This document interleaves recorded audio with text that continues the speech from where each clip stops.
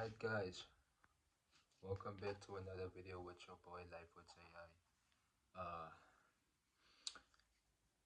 As of now, I just did a nice 4 kilometer run, and now I decided to do a reaction for you guys on one of Iman Gadzhi's video that I haven't watched before, but I love the title. So let me just get into this. Remember to like and subscribe. You're not poor. You're just missing these 7 things.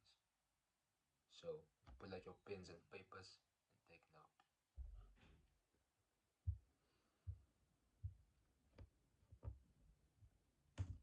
Let me be 100% straight with you. You are not poor. You're just underskilled. And I know that might sound harsh, and I know maybe that might even sound judgmental, but it was just something I was thinking about on my drive back. I just finished up tennis here on this beautiful Saturday, and I was just reflecting over my journey and reflecting on when I had the biggest quantum leaps, and it was always as I developed new skills. And I know as you watch this video, you have big goals and you have big dreams and you have big aspirations, and I guess I just wanted to make this video off the cuff to remind you that you can have whatever you want as long as you acquire the skills necessary to be the person that can create those sort of opportunities and capitalize on the opportunities when they present themselves. You see, you've been playing chess without knowing how the pieces move. You've been in this online business world and you wonder why you're always losing, but it's not about working harder. It's about knowing what is it that the top 1% of people do. What are the secret skills that they have to quietly dominate? Because when you have certain skills, you have competitive advantages, and competitive advantage is how you win this game of life. And quite frankly, no one is coming to save you. I'm not here to save you. I want to make that very, very clear. I am not your savior. I am not your guru. All I can do is keep putting one foot forward in front of the other, and that's what I've been doing here on YouTube for 10 years. I've been uploading 10 years of my life, showing every step of the journey and relaying that back to you. So this is what this video is. It is a playbook, and if you decide to take advantage and capitalize on this playbook, all credit to you. So I'm just gonna go ahead and fire off 7 skills, okay? So these are the ones that were playing in my mind, and when I parked up, I made a list. I quickly pulled out my notes app and made a list of the ones that I think are the most important, and the ones that if you possess these, give you every competitive advantage you need to crush it. Now, the first one is offer creation. Making a deal so good that they simply can't refuse. You see, if your offer sucks, no ads or funnels are going to save it. And I've said this many times. In fact, there's videos on YouTube of me closing agency clients, and I have a lot of, all those sales experts, sales specialists. And what these sales specialists and experts don't understand is, like, I'm doing B2B sales. I've always said I'm really bad at sales. If I think about all of these skills I'm going to mention here today, I'd say sales is actually the worst of them. Now, I'm very good when it comes to B2B because of this, because of offer creation. I'm very good at making offers that make sense and that are enticing, intriguing, pull people in. And I would say your offer is far, far more important than your sales, because you can have the worst offer ever. It doesn't matter how good you are at sales. And you have to remember, your offer isn't only what you sell, it's how you present what you sell, how you package it up, how you put a little bow tie on it, and how you put it in front of people. You see, the market Always know how to present your sales. Like Iman just said there. If you're gonna sell clothes or you're gonna sell sneakers, be creative. Do something that's eye-catching and not just normal boxes and stuff. Rip the thing or put some bow there on to attract the right customers and not just the normal people. place is a coliseum, and people scroll like Caesar, a thumbs up or a thumbs down in a split second. The 1% don't show up average. They show up with no-brainer, literally shut up right now and just take my money kind of offers. And it's not about lowering your price, it's about raising your value until the price feels like a... It's not about lowering your price. It's about hiring your value. Push your value up. Keep that in mind. Steal. And I guess maybe this is also very top of mind for me right now, because I've been doing a lot of work recently with a guy called Jason Fladlin. This guy has the record for the biggest launch ever, $57 million from a launch. And he's basically like the godfather of offers. He's been in this game for decades, and we've been talking a lot about this stuff recently. Think of it like this. You are not selling a knife. You are selling the ability to cut through frustration, wasted time, and uncertainty. Most people try to sell the knife. They think, oh, I'm in the business of selling knives. No, you're in the business of avoiding wasted time, frustration, and uncertainty whether you're going to even be able to cut this thing. And it's funny, a lot of people don't actually know the business they're in. They think they're in the business of their mechanism when in fact they're in the business of their outcome. Your customers and your clients are buying the outcome. They're not buying the mechanism to get that outcome. So a pretty good litmus test is simply ask yourself, would you buy what you're selling? Or would you simply keep scrolling too? The second skill is AI. What you need to understand is that it's not AI versus humans. It's AI plus humans versus everyone else. You remember how Iron Man wasn't the strongest Avenger? I mean, at all. He was just a man. But with the suit, he was lethal. And that's kind of how I see AI right now. Most people treat it like a gimmick, whereas the smart ones, they treat it like their own little team of interns that never sleep, never ask for a raise, never ask for time off. They have bots sending emails, building funnels, writing scripts, running ads. It's basically like they have their own set of employees. All of that while you're still formatting spreadsheets manually like it's 2013. The reality check is there is a 19-year-old with no degree, no connections, just AI, selling digital products, who is printing money while you are still overthinking your LinkedIn bio.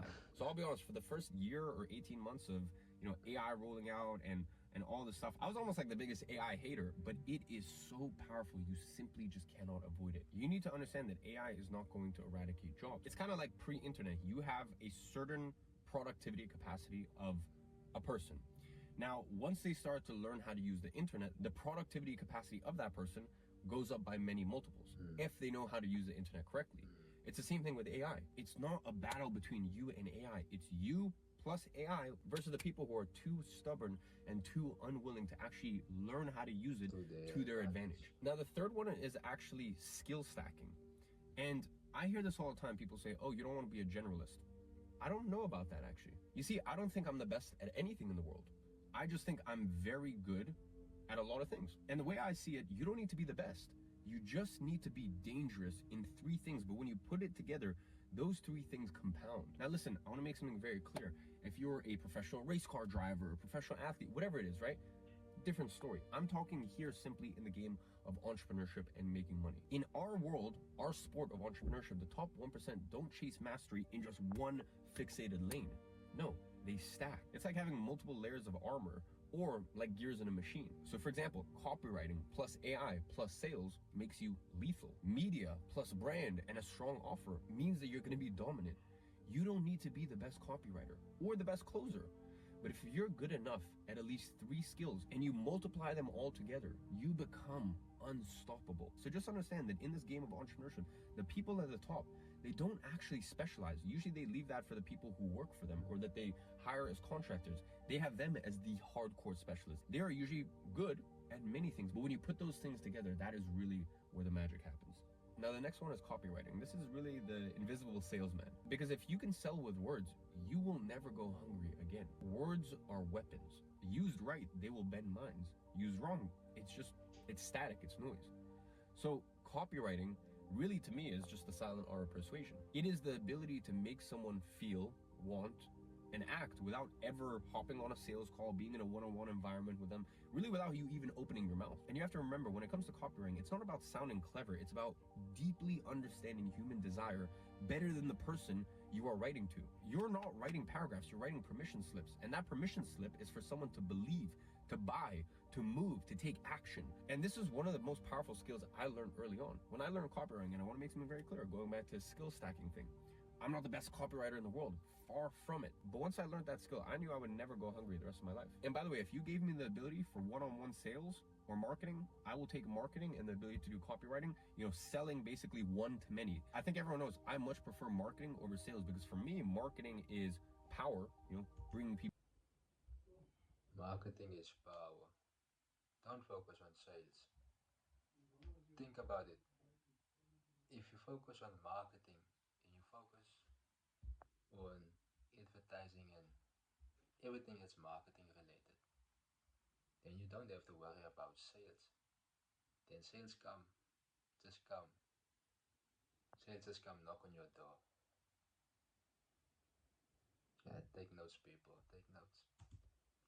To you, whereas sales is force, it's grit, it's determination. Now listen, there's always an environment for sales, and sales is a necessary part of life, but I love the ability to craft copy that brings people to me. And this brings us on to the fifth dirty dark secret of the top 1%, and that is persuasion and frame control. Now what I mean by this, it's not really just about selling products, okay? It's about selling people on you, your vision, and your value. So the top 1%, they don't just sell, they shape perception. Now, this can take many different forms, whether that is a client, an investor, an employee, or just your audience. These people, they know how to present ideas in a way that make people stop and go, yeah, you know what? I want a part of that. I want in. And that is really how you attract opportunities without begging. As I said, I love this concept of power versus force. I like power. I like to attract rather than chase. And when you know how to do this right, you're gonna know how to make people believe in your movement, not just your offer. And maybe some of this might sound very dark to you, but you have to remember that you're doing this no matter what. Every day you are already selling people on your ideas, your goals, your identity.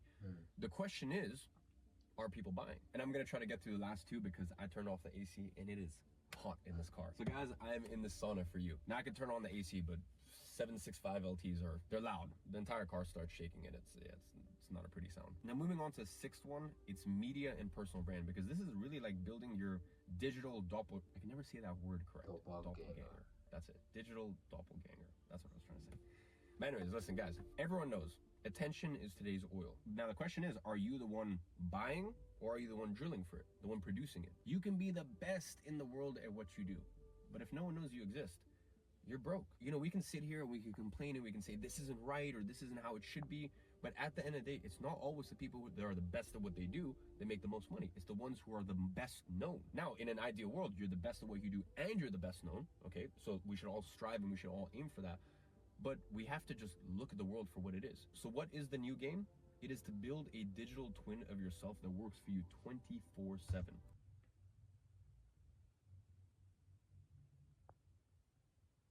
I'm not even gonna talk, guys. If you have made it to this part of the video, comment success, comment belief, motivate yourself. Just like Iman Gadzhi said there, build a twin like you who sells stuff. Guys, AI is an advantage, it's not against you.